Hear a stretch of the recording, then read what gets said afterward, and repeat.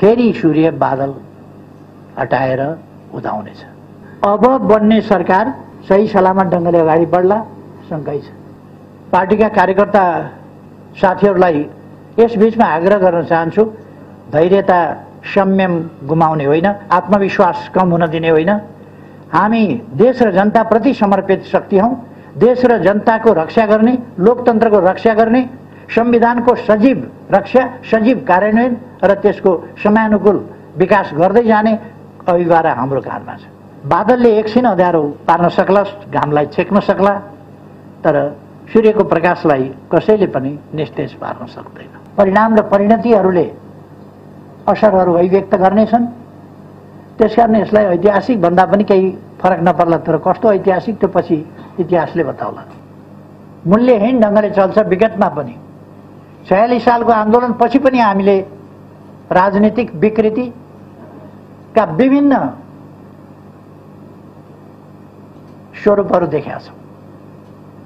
जुन कुराको पुनरावृत्ति नहोस् भन्ने हामी चाहन्छौँ।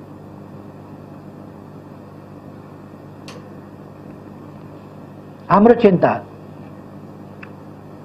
आसन्न राजनीतिक विकृति र यसले सिर्जना गर्ने जोखिमप्रति हो। राजनीतिक प्रश्नहरूको फैसला गर्ने मुख्य जिम्मेवारी दलहरूको हो, सार्वभौम सत्ता सम्पन्न जनताको हो। त्यसैले राजनीतिक प्रश्न जोडिएका मुद्दाहरूमा अदालतको अधिकतम संयमको अपेक्षा गरिन्छ। अदालतले राजनीतिक सम्बन्धमा परेका मुद्दामा प्रवेश नगर्ने भन्ने नजिर पनि बसाइसकेकै हो। पहिले अत्यधिक न्यायिक सक्रियता मार्फत प्रत्येक विषयमा हात हालेर, अझ कहिले कहिले त सन्दर्भै नभएका, मागै नगरिएका विषयहरूसम्म अगाडि बढेर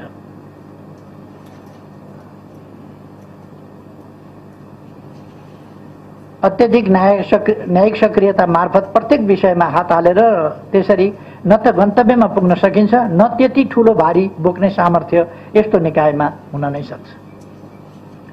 खेल खेल्ने जिम्मेवारी खेलाडीहरूको, तर रेफ्री स्वयंमा गोल गर्ने या खास पक्षलाई जिताउने इच्छा जागृत भयो भने त्यसले जोखिम निम्त्याउँछ।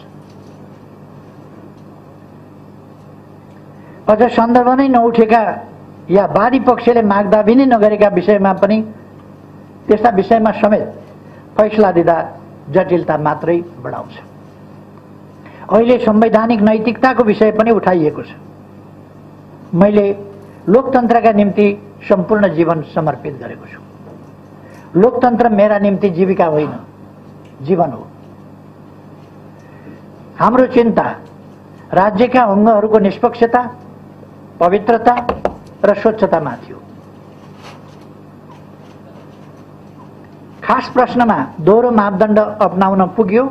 खास फैसलाका बारेमा खास पक्षले हप्तौं अगाडि जानकारी पाउने अवस्था सिर्जना भयो र गरिएका निर्णयहरूको निष्पक्षतामाथि प्रश्न उठ्ने स्थिति बन्यो भने यस्ता संस्थाहरूप्रति जनताको विश्वास ह्रास हुने वा गुम्ने परिस्थिति सिर्जना हुन सक्छ। जुन बहुतै चिन्ताको विषय हो र हामीले गरिरहेको चिन्ता पनि यही संस्थाहरूको विश्वसनीयतामाथि हो। राज्यका विभिन्न अङ्गहरू, निकायहरू, संस्थाहरूमाथि जनताको विश्वास उठ्यो भने त्यसले जनतामा नैराश्यता पैदा गर्दछ र त्यसका दुष्परिणामहरू भयावह हुन सक्छ। अदालतको फैसलाका कारण म सरकारबाट बाहिरिनु पर्यो भनेर मैले यी प्रश्नहरू उठाएको होइन।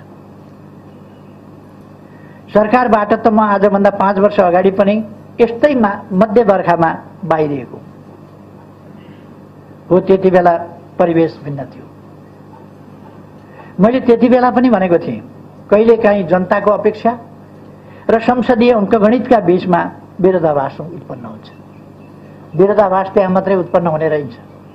जनताको आकांक्षा र अरू विभिन्न प्रकारका आकांक्षाहरूका बीचमा पनि विरोधाभास पैदा हुने रहेछ।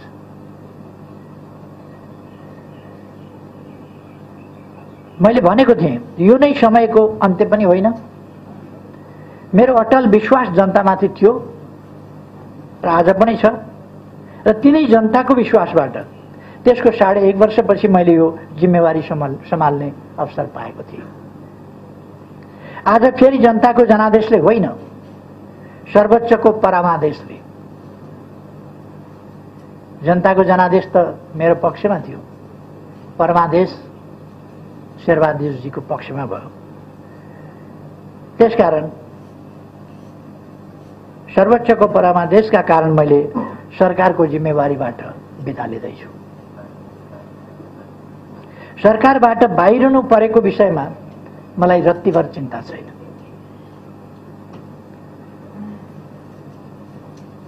यसकारण पनि चिन्ता छैन कि मैले देश र जनताप्रति सम्पूर्ण निष्ठाका साथ र इमानदारिताका साथ देशको समृद्धि, सुशासन, विकास यी कुराहरूलाई ध्यानमा राखेर, जनतालाई सेवा सुविधा पुर्याउने उद्देश्यलाई ध्यानमा राखेर सम्पूर्ण इमानदारिताका साथ काम गरेको छु र विकासका निम्ति नयाँ नयाँ भिजनहरू दिएर विकासको गतिलाई असाधारण ढङ्गले र अभूतपूर्व ढङ्गले अगाडि बढाएको छु। मेरो नेतृत्वमा देशले चौतर्फी ढङ्गले एउटा विकास, परिवर्तन र रूपान्तरण अनुभूत गरेको छ। जनताले राहत महसुस गरेका छन्।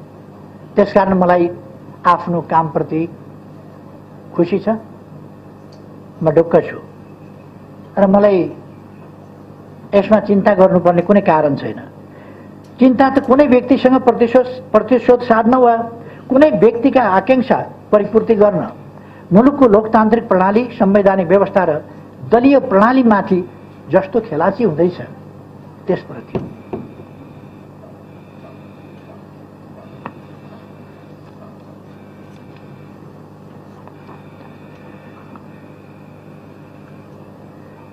आज देश कोभिड-19 को महामारीबाट गुज्रिरहेको छ, जसरी विश्व पनि गुज्रिरहेको छ। म विगतका विवरणहरूतिर जान चाहन्न। कस्ता समस्याहरूको, कस्तो कठिन परिस्थितिको, कस्तो अभावका बीचमा, तयारीहीन अवस्थामा कसरी हामीले सामना गर्यौं र तयारीलाई कसरी अगाडि बढायौं त्यस सम्बन्धमा सिंगै देश जानकार छ। मैले अहिले दोहोऱ्याइरहनु पर्ने जस्तो लाग्दैन। अहिलेको प्रश्न भनेको खोपको आपूर्ति हो, मूल प्रश्न। अब हामी कोभिड-19 लाई नियन्त्रण गर्ने चरणमा प्रवेश गरेका छौं र हामीले अब सम्पूर्ण नेपाली जनतालाई खोप लगाउने, खोप उपलब्ध गराउने प्रबन्ध गरेका छौं र देश खोप युक्त अवस्थामा सबैलाई पुर्याउने त्यस बाटोमा अगाडि बढिसकेका छ। खोपको माग र आपूर्ति बीचको ठूलो असन्तुलन, खोपको असमान वितरण र खोप राष्ट्रवाद जस्ता असहजताका बीचमा पनि नेपालले कोभिड विरुद्धको खोपलाई तीव्रता दिएको छ। हामी खोपका उत्पादक होइनौं, तर हामीले छोटो समयमा नै आफ्ना नागरिकलाई खोपको व्यवस्था गरेका छौं र मोटामोटी रूपमा या ठूलो मात्रामा मूलतः यस सन् 2021 भित्र हामीले मूलतः ठूलो जनसङ्ख्यालाई खोप लगाइसक्नेछौँ। केही बाँकी रहला, त्यसलाई पनि लगाउँदै जानेछौँ र अब लगातार खोप लगाएर सम्पूर्ण जनतालाई खोप सुविधा उपलब्ध गराउनेछौँ। हालसम्म पहिलो डोज खोप प्राप्त गर्नेको संख्या 26,11,807 पुगेको छ। दोस्रो डोज प्राप्त गर्ने 9,32,868 पुगेको छ। खरिद गरिएको 50 लाख मात्रा र अनुदानमा 21 लाख मात्रा गरेर 1,31,00,000 मात्रा सुनिश्चित भइसकेको छ। 2 करोड भन्दा बढी मात्रा खोप खरिदको प्रक्रिया टुङ्गो लागेको छ।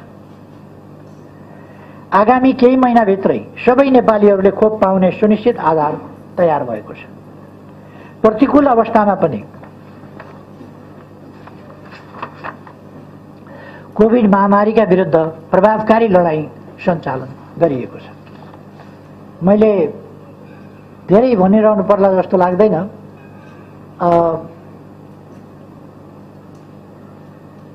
हामीले भारतबाट अनुदान 10 लाख र 1 लाख गरेर 11 लाख डोज प्राप्त गर्यौं र चीनबाट र 10 लाख थप खरिद गर्यौं। चीनबाट 40 लाख डोज हामीले खरिद गरेका छौं, जसमध्ये 8 लाख आइसकेको छ र अरु 32 लाख क्रमशः आउँदै जान्छ। खोप लगातार हामी लगाउँदै जान्छौं र खोप आउँदै पनि जान्छ।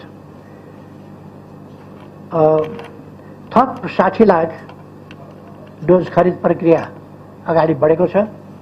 अमेरिकाबाट उपहार स्वरूप हिजो मात्रै हामीले 15 लाख चान्चन डोज जोन्सन एन्ड जोन्सन, जो एक मात्र खोप लगाए हुन्छ, दोहोऱ्याएर लाउनु पर्दैन, त्यो प्राप्त गरेका छौं। चीनबाट प्राप्त अनुदान 18 लाख डोज, 16 लाख डोज अनुदान दिने नयाँ घोषणा भएको छ। जापानबाट आज मात्रै घोषणा भएको छ अस्ट्रेजेनिका करिब 16 लाख, जो भारतबाट आएको खोपको एक डोज मात्रै लगाएर बाँकी रहेको जनसङ्ख्या थियो, त्यसलाई पनि डबल डोज अब दिन सकिन्छ। कोभ्याक्स अन्तर्गत 3,48,000 आएको छ र 3,50,000 आउँदैछ। कोभ्याक्स सुविधा अन्तर्गत 60 लाख डोज क्रमशः प्राप्त हुनेछ। जोन्सनको 50 लाख, मोडर्नाको 40 लाख, फाइजरको 40 लाख र कोभिशिल्ड एक्स्ट्राजेनिकाको 20 लाख गरी 1,50,00,000 डोज सुविधा मूल्यमा प्राप्त भएको छ, हुँदैछ।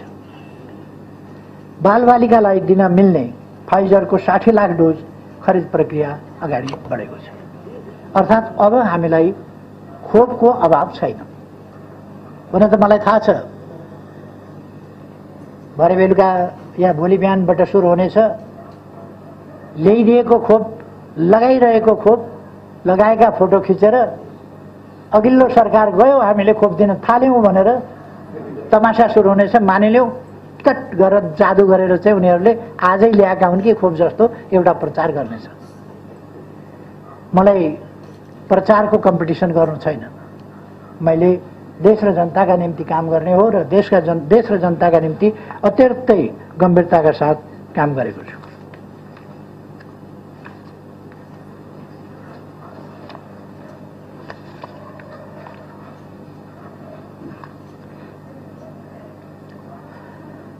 खोपको सम्बन्धमा मैले अरु धेरै केही भनिरहनु पर्ला जस्तो लाग्दैन।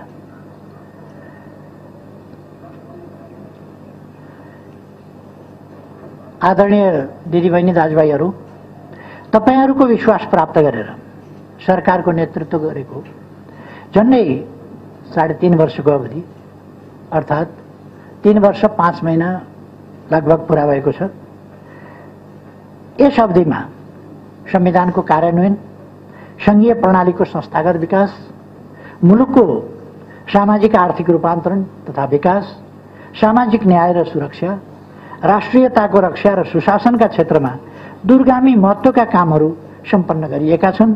कतिपय महत्त्वपूर्ण कामहरू आरम्भ गरिएका छन्।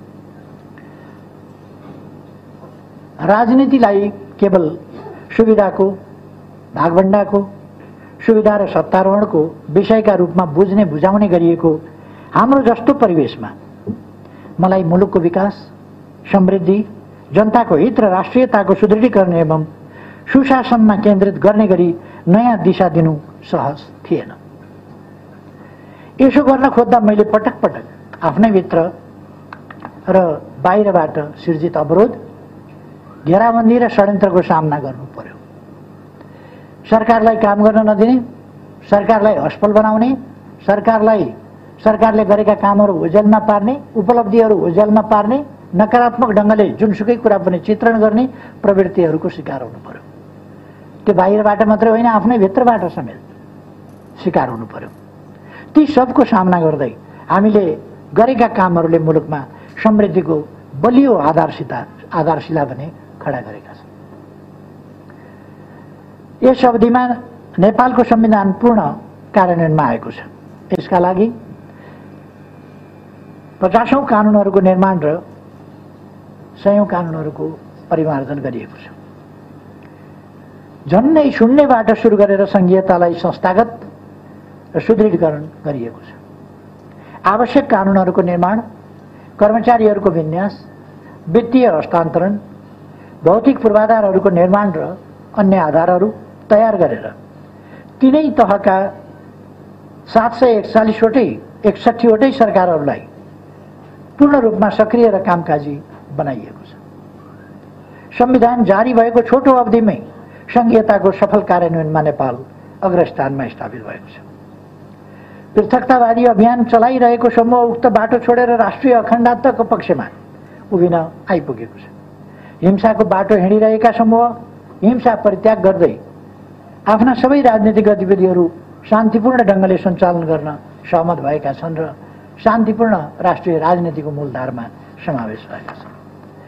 संविधानको स्वीकार्यता, सर्वस्वीकार्यता स्थापित भएको छ। मुलुकलाई हिंसात्मक द्वन्द्वबाट मुक्त गरिएको छ र पृथकतावादलाई अन्त्य गर्दै राष्ट्रिय अखण्डतालाई सुदृढ गरिएको छ। संविधानसँग असहमत सबै समूह संविधानको पक्षमा उभिन आइपुगेका छन्। अर्थात् यसबीचमा राष्ट्रका प्रमुख राजनैतिक समस्याहरू, वास्तविक समस्याहरू समाधान गरिएको छ। मैले माथि नै भने पृथकतावाद सम्बन्धी, हिंसा सम्बन्धी, संविधानको सर्वस्वीकार्यता सम्बन्धी जुन राजनीतिक समस्याहरू थिए ती समस्याहरू समाधान गरिएको छ।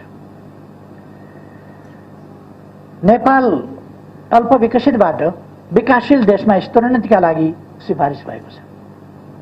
विकास निर्माण सम्बन्धी विषयमा मैले पटक पटकको सम्बोधन मार्फत स्पष्ट पारिसकेको छु। फेरि मैले धेरै दोहोऱ्याउनु परेन। अघिल्ला सम्बोधन भन्दा यता थुप्रै कामहरू भएका छन्। मैले भनिरहनु नपर्ला, ती सम्बोधन भन्दा यता नै थुप्रै कामहरू, नयाँ नयाँ कामहरू भएका छन्, जसमध्ये हामीले थुप्रै कामहरू पुरा गरेर उद्घाटन नै गरेका छौँ। त्यसमा सबभन्दा महत्त्वपूर्ण कुरा अप्पर तामाकोशीलाई लिन सकिन्छ।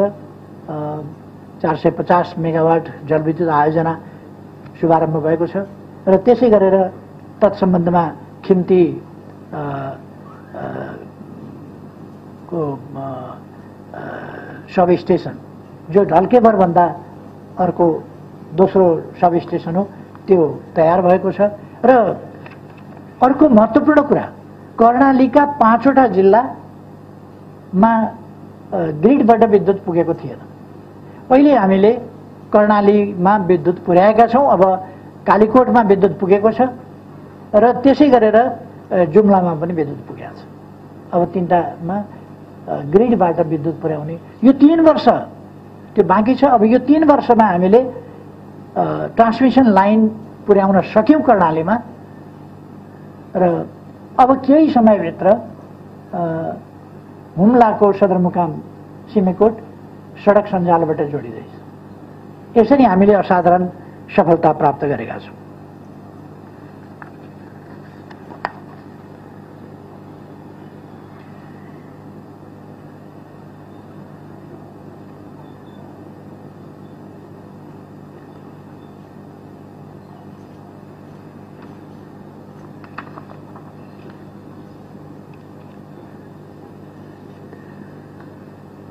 आदरणीय दिदीबहिनी तथा दाजुभाइहरू, यस बीचमा हाम्रो देश बाढी पहिरोबाट नराम्ररी आक्रान्त भएको छ।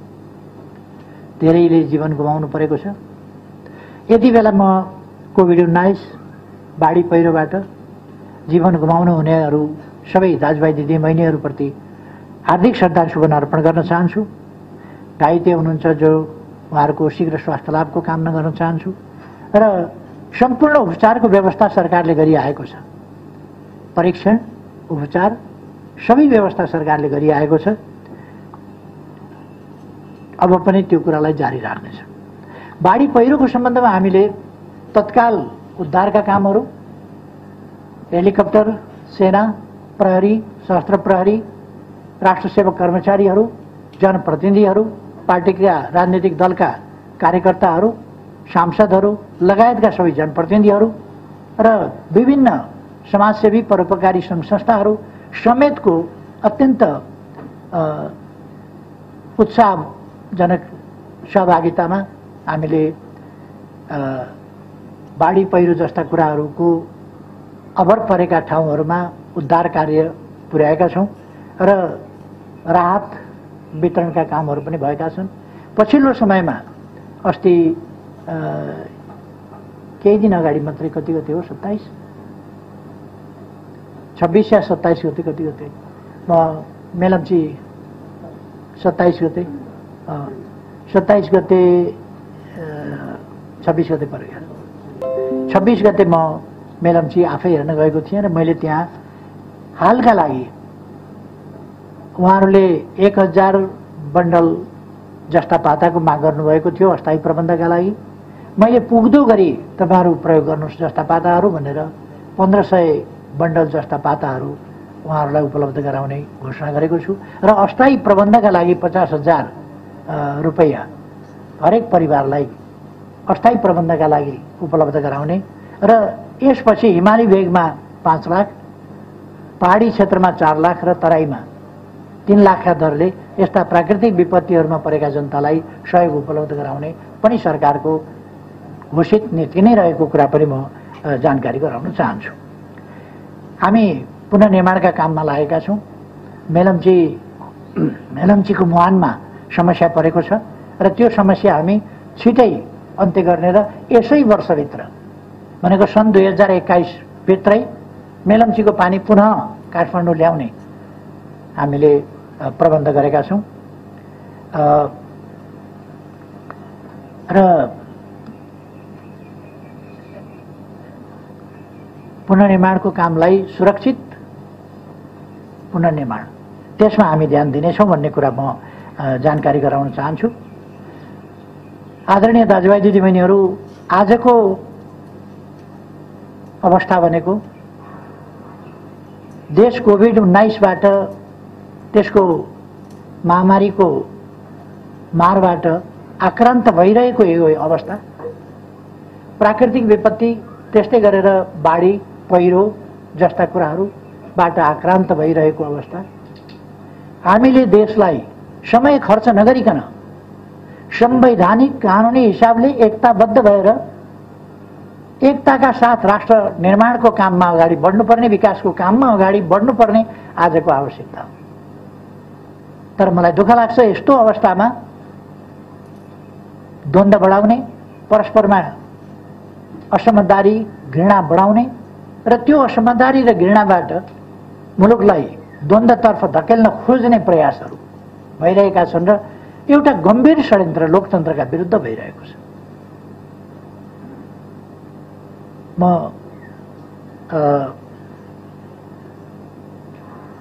आजको आवश्यकतातिर, राष्ट्रिय एकताको आवश्यकतातिर, विकास निर्माणका काममा एकताको आवश्यकतातिर सबैको ध्यान आकर्षण गर्न चाहन्छु।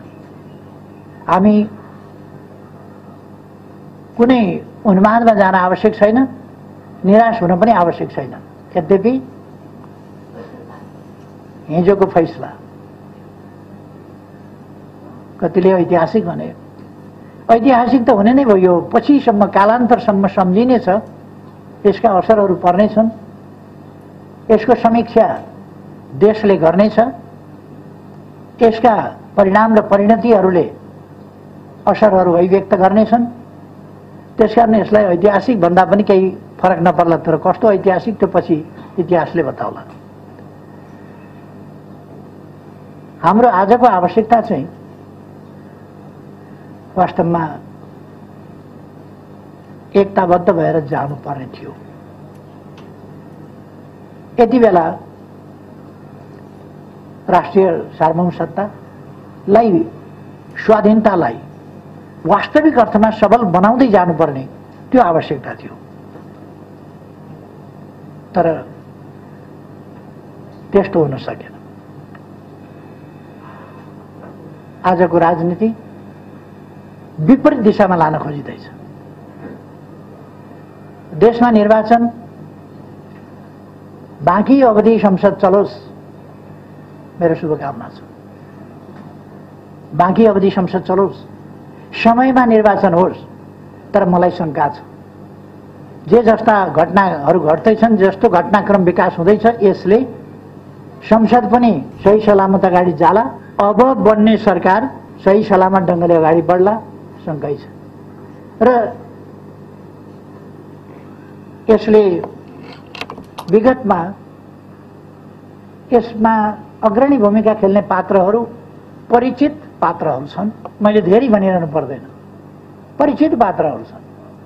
उनीहरूको इतिहास, उनीहरूको भूमिका, यो सबै कुरा पनि देशलाई थाहा छ, जनतालाई थाहा छ। मैले केही भनिरहनु पर्ला जस्तो लाग्दैन। यसपल्टको फैसलाले मेरो बारेमा पनि निकै धेरै प्रश्नहरू उठाएको छ। मैले झन्डै 6 दशक लोकतान्त्रिक आन्दोलनमा बिताएको छु। मैले अघि पनि भने, लोकतन्त्र मेरा लागि जीविकाको विषय होइन, लोकतन्त्र मेरा लागि जीवनको विषय हो। मैले आफ्नो सम्पूर्ण जीवन एक अवधि, एक चुनाव, एक फैसला, एउटा जिम्मेवारी, त्यसको आधारमा होइन, आस्थाको आधारमा, मैले निश्चित दृष्टिकोण, गन्तव्यको आधारमा देशलाई कहाँ पुर्याउने हो, कस्तो देश निर्माण गर्ने हो, आर्थिक रूपले, राजनीतिक रूपले देश कस्तो हुनुपर्छ, कसरी चल्नुपर्छ, हाम्रो लोकतन्त्र कसरी चल्नुपर्छ, त्यसको बारेमा मेरो आफ्नो दृष्टिकोण छ। सञ्चार माध्यमहरूमा अपव्याख्या गर्न खोजियो। आज सङ्कटकाल लगाउँछ, आज यस्तो गर्छ, आज सेना परिचालन गर्छ, आज उस्तो गर्छ। मैले भन्दै रहेँ, म राजनीतिक बाहेक अराजनीतिक खालका हत्कण्डा जनता र जनप्रतिनिधि संस्थाहरूका बीचमा बाहेक अन्यत्रबाट कुनै अस्वस्थ गतिविधि, अस्वस्थ तरिकाबाट अनुचित हत्कण्डा प्रयोग गरेर अगाडि जान मलाई मन्जुर छैन। किनभने मैले लोकतन्त्रका लागि जीवन समर्पण गरेको छु र अब 70 वर्ष पुगेपछि मैले झन्डै थाहा पाएदेखि 14 वर्षको उमेरदेखि लडाईँ गरेर आएँ लोकतन्त्रका लागि। र आज कन्स्टिट्युसनल मोरालिटीका कुरा म माथि उठाइयो। कन्स्टिट्युसनल मोरालिटीको कुराको मापदण्ड कुन चाहिँ न्याय सम्पादनका लागि कन्स्टिट्युसनल मोरालिटीको कुरा उठायो मलाई थाहा छैन। तर कन्स्टिट्युसनल मोरालिटी मेरा लागि जसले जेल नेल खटेको छ, यातना सहेको छ, जीवन जोखिममा राखेर सङ्घर्ष गरेको छ, आधा शताब्दीभन्दा अलिक बढी नै समय। र म फेरि पनि भन्छु, मेरो मन मस्तिष्कमा देश बाहेक, देशका जनता बाहेक, देशको सुरक्षा बाहेक, देशको स्वाभिमान बाहेक, देशको सार्वभौम सत्ता र स्वाधीनता बाहेक, देशको भौगोलिक अखण्डता बाहेक अनि देशको विकास, देशमा सुशासन, एउटा सभ्य समाजको स्थापना, सामाजिक न्याय र समानता सहितको समृद्धि, जसबाट अधिकार सम्पन्न जनताले अवसरसम्म पुग्न पाएर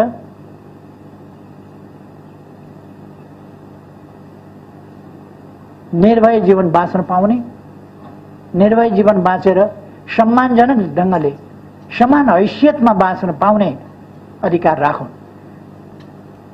त्यो स्थिति निर्माण गर्न सकियोस् र नेपाललाई सुखी नेपालीको देश बनाउन सकियोस्। सुन्दर, समृद्ध, सुशासनयुक्त, सुसभ्य देश होस् र सुखी नेपाली जनता हौं। यसका निम्ति लोकतान्त्रिक प्रणाली चाहिन्छ। त्यस्तो प्रणाली चलाउन लोकतान्त्रिक संविधान र कानुन चाहिन्छ। त्यसलाई सञ्चालन गर्न त्यो संविधान बमोजिम अगाडि बढ्ने इमानदार अठोट चाहिन्छ। त्यो बाहेक मेरो मन मस्तिष्कमा केही पनि रहेन। मैले आफ्नो स्वार्थलाई महत्त्व दिनुपर्ने कहिल्यै परिस्थिति पनि बनेन र म दिँदा पनि दिन्न। म देशवासी सम्पूर्ण दिदीबहिनी दाजुभाइहरूमा भन्न चाहन्छु,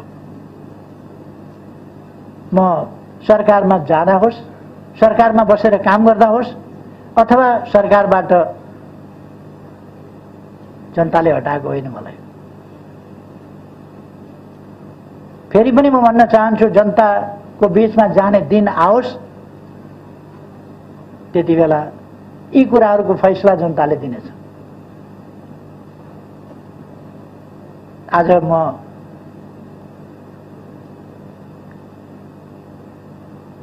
आदेश परमादेशबाट सरकारबाट हटेको छु, तर मेरो प्रतिबद्धता, मेरो देश र जनता प्रतिको प्रतिबद्धता सरकारमा हुँदा वा नहुँदा, जेलमा बस्दा पनि म यत्तिकै निष्ठाका साथ बसेको थिएँ, यत्तिकै आशावादिताका साथ बसेको थिएँ। जति बेला निरङ्कुश राजतन्त्र थियो, जति बेला तानाशाही व्यवस्था थियो, पञ्चायती तानाशाही, निर्दलीय निरङ्कुश व्यवस्था, त्यति बेला नेल हत्कडी लगाएर चिसो छिणीमा राखिँदा पनि मेरो विश्वास, लोकतन्त्रप्रतिको विश्वास, देश र जनताप्रतिको माया किञ्चित कम भएको थिएन। आज पनि हुँदैन। म फेरि आफ्नो कर्तव्य पालनामा, देश र जनतालाई शिरमा राखेर कर्तव्य पालनाको आफ्नो यात्रामा निरन्तर अगाडि बढिरहनेछु। यो कुरा म सबै दाजुभाइ दिदीबहिनीहरूलाई आग्रह गर्न चाहन्छु, निवेदन गर्न चाहन्छु। नेकपा एमालेको सरकार ढलाइयो। यो सरकार किन ढलाइयो भने यस सरकारले देशको सार्वभौम सत्ताको पक्षमा दृढताका साथ काम गर्यो, विकासका कामलाई तीव्रताका साथ अगाडि बढायो, सुशासनका निम्ति अथक प्रयास गर्यो, जनतालाई राहत सुविधा पुर्याउने कुरामा, जनतालाई अधिकार सम्पन्न बनाउने कुरामा, ज्येष्ठ नागरिकदेखि बालबालिका, अपाङ्गता भएका व्यक्तिहरू, पछाडि परेको समुदाय, उनको बारेमा चिन्ता गर्यो। उनीहरूलाई कसरी माथि उठाउन सकिन्छ र अगाडि बढाउन सकिन्छ, त्यसमा चिन्ता गर्यो सरकारले र यी दिशाहरूमा थुप्रै कामहरू गर्यो। अरू त कुनै कारण छैन यो सरकार हटाउनु पर्ने, कुनै कारण छैन। कुनै राजनीतिक दल छटपटाउनु पर्ने त कुनै कारण छैन। जनताका बीचमा जाउँ भन्दा नजाने, जान आँट नगर्ने, जनता भनेको सुन्ने बित्तिकै, निर्वाचन भने सुन्ने बित्तिकै थर्रा हुने अनि अदालत गएर मुद्दा लडेर कर्साबारीको झगडा हो यो। गजबसँग प्रधानमन्त्री विश्वको इतिहासमा पहिलोपल्ट सम्मानित अदालतबाट प्रधानमन्त्री तोकियो। प्रधानमन्त्री हटाइयो, प्रधानमन्त्री तोकियो। यही विश्व न्याय प्रणालीको रूपमा अनुकरणीय भएछ, अनुसरणीय भएछ भने विडम्बना भन्नु पर्ला। तर यो मैले अघि नै भने, यो इतिहासको कडीमा फेरि परीक्षित हुन त बाँकी नै हुन्छ। हामी सबै परीक्षित हुन बाँकी हुन्छ। सरकार ढाल्न बाहिरबाट त कोसिस भयो भाइ, षड्यन्त्र कहाँ कहाँबाट भयो म त्यता जान चाहन्न। षड्यन्त्र भाइ, षड्यन्त्रले विभिन्न अपवित्र गठबन्धनहरू जन्मायो। नेकपा एमाले पार्टी फुट्यो, फुटाइयो। कुनै कारण थिएन, सरकार राम्ररी काम गरिराखेको थियो, पार्टी चलिराखेको थियो, केही मान्छेहरूको महत्त्वाकांक्षा। मैले पदको अगस्त्य महत्त्वाकांक्षा भनेको थिएँ, कहिल्यै तृप्त नहुने महत्त्वाकांक्षा। त्यसले ईर्ष्या जस्ता कुराहरूले पार्टीभित्र भयङ्कर अस्वस्थता पैदा भयो। म निर्वाचित अध्यक्षलाई थाहा नदिकन पार्टीबाट हटाउने सम्मका काम भयो, सबैलाई थाहा छ। दलको नेताबाट हटाएर, अध्यक्षबाट हटाएर मै अध्यक्ष भएँ भनेर पगडी लगाउने काम भए।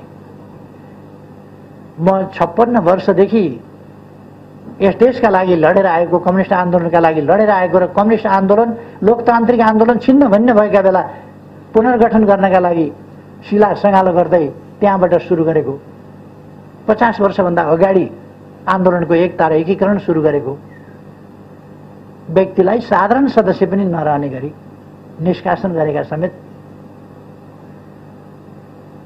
ती कुराहरू पनि हामीले देख्यौँ।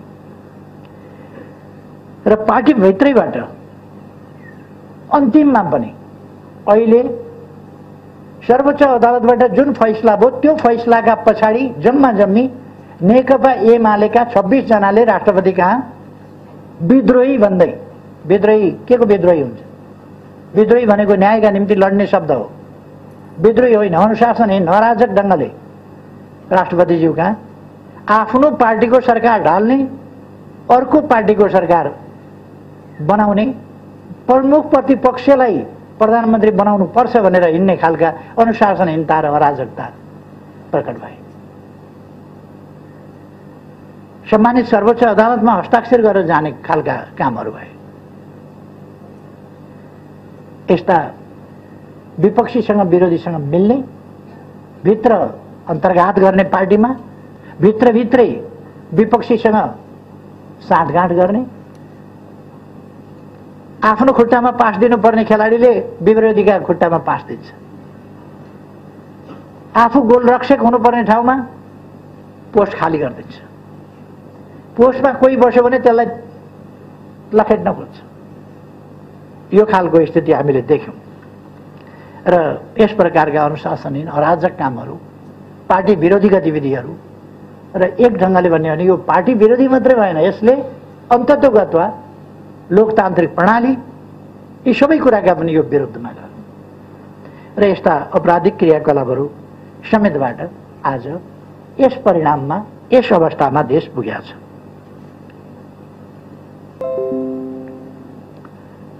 राष्ट्रमा एउटा उत्साह आएको थियो, विकास हुन सक्ने रहेछ, हामी गर्न सक्ने रहेछौँ, हामीले देशलाई सुरुङ युगमा प्रवेश गरायौँ, हामीले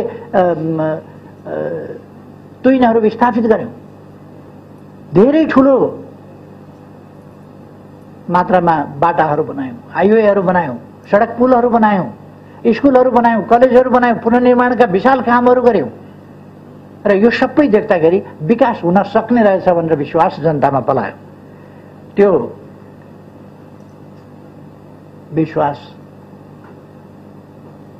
त्यसबाट आत्तिएकै तत्त्वहरूले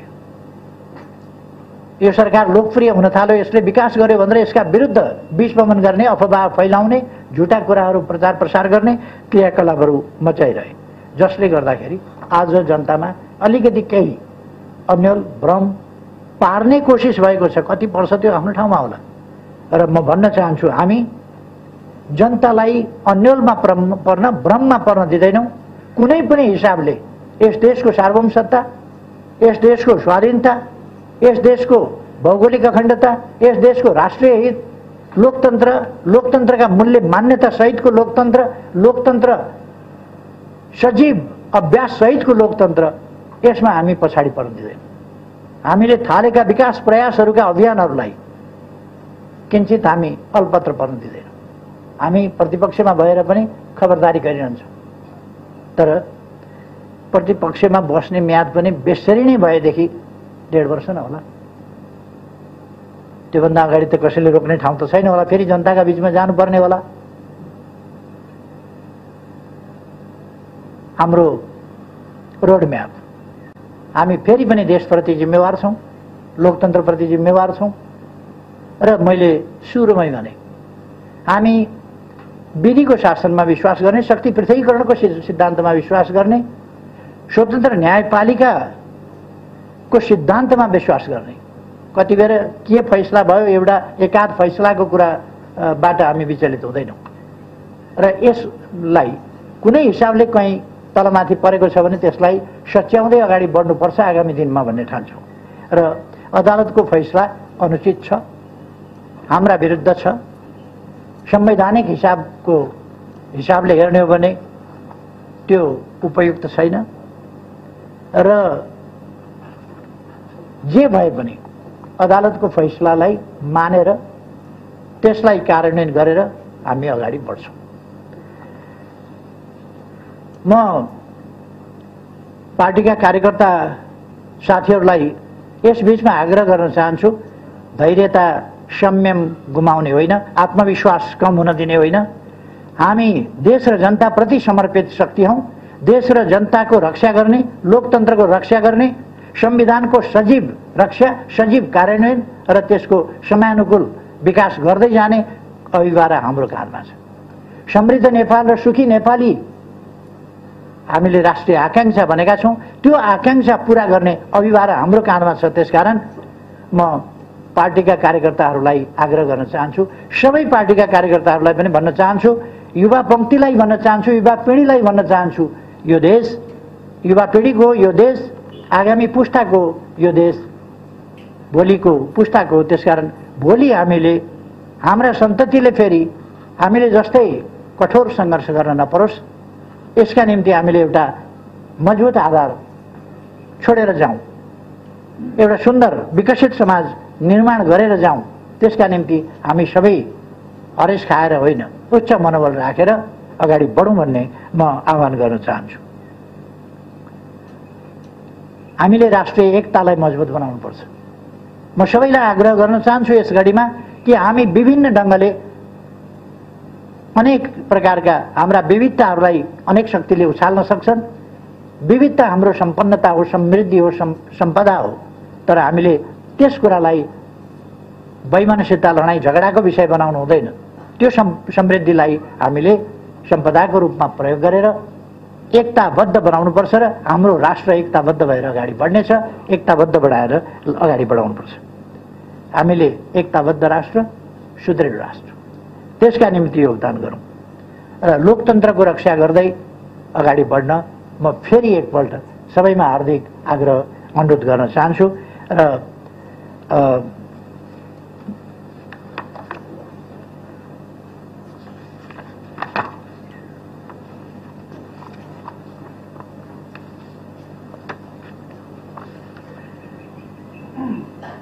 अन्त्यमा यस अवधिमा हामीलाई साथ सहयोग र उत्साह प्रदान गर्ने सम्पूर्ण दाजुभाइ दिदीबहिनीहरूप्रति हार्दिक आभार व्यक्त गर्न चाहन्छु। मैले नेतृत्व गरेको, मेरो नेतृत्वमा सञ्चालित सरकार ऐतिहासिक रूपमा सफल सरकार। यसको सफलतामा धेरैको योगदान छ र तपाईहरु सबैको सद्भावले यो सफलता प्राप्त भएको र हामीलाई अहिले पनि ऊर्जा दिइरहेको छ। आम नेपाली दाजुभाइ दिदीबहिनीहरू, देशभित्र देश बाहिर रहेका सबै राष्ट्रसेवक कर्मचारी साथीहरू, सुरक्षा कर्मीहरू, कोभिड विरुद्धको लडाईँमा अग्रमोर्चामा खटिएका डाक्टर, नर्स, स्वास्थ्यकर्मी अरू तमाम साथीहरू सबैप्रति म हार्दिक धन्यवाद भन्न चाहन्छु। हाम्रो विकास प्रयासमा निरन्तर सहयोग दिने मित्र राष्ट्रहरू र त्यहाँका राष्ट्र प्रमुख, सरकार प्रमुखहरू प्रति पनि म हार्दिक धन्यवाद भन्न चाहन्छु। अहिले भर्खरै मैले कोभिड-19 सम्बन्धमा त्यसको विरुद्धमा खोपको कुरा गरेँ। यदि मित्र राष्ट्रहरूको साथ सहयोग हुँदैन थियो भने, उहाँका राष्ट्र प्रमुख, सरकार प्रमुखहरूको साथ सहयोग हुँदैन थियो भने यो सफलता हामीले प्राप्त गर्न सक्दैनथ्यौँ। त्यसकारण म सबैप्रति आभार व्यक्त गर्न चाहन्छु। लोकतन्त्रको रक्षा र सुदृढीकरणका लागि हामी 24 घण्टा सजग भएर अब पनि खडा हुनेछौँ। थालिएका अग्रगामी कदमहरूको निरन्तरताका लागि खबरदारी गरिरहनेछौँ।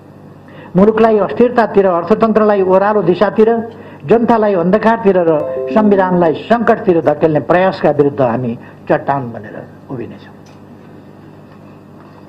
मेरो पूर्ण विश्वास छ मुलुकले सुरु गरेको अग्रगतितिरको यात्रा कसैले पनि बिथोल्न सक्ने छैन र हामी त्यो बिथोल्न दिने पनि छैनौँ। बादलले एकछिन अँध्यारो पार्न सक्ला, घामलाई छेक्न सक्ला, तर सूर्यको प्रकाशलाई कसैले पनि निस्तेज पार्न सक्दैन। नेपाललाई समृद्ध र नेपाली जनतालाई सुखी बनाउने महान अभियानमा म र मेरो पार्टी सधैँभरि अग्रमोर्चामा डटिरहनेछ। एकछिन बादल लागेको छ, फेरि सूर्य बादल हटाएर उदाउनेछ। सबैमा धेरै धेरै धन्यवाद।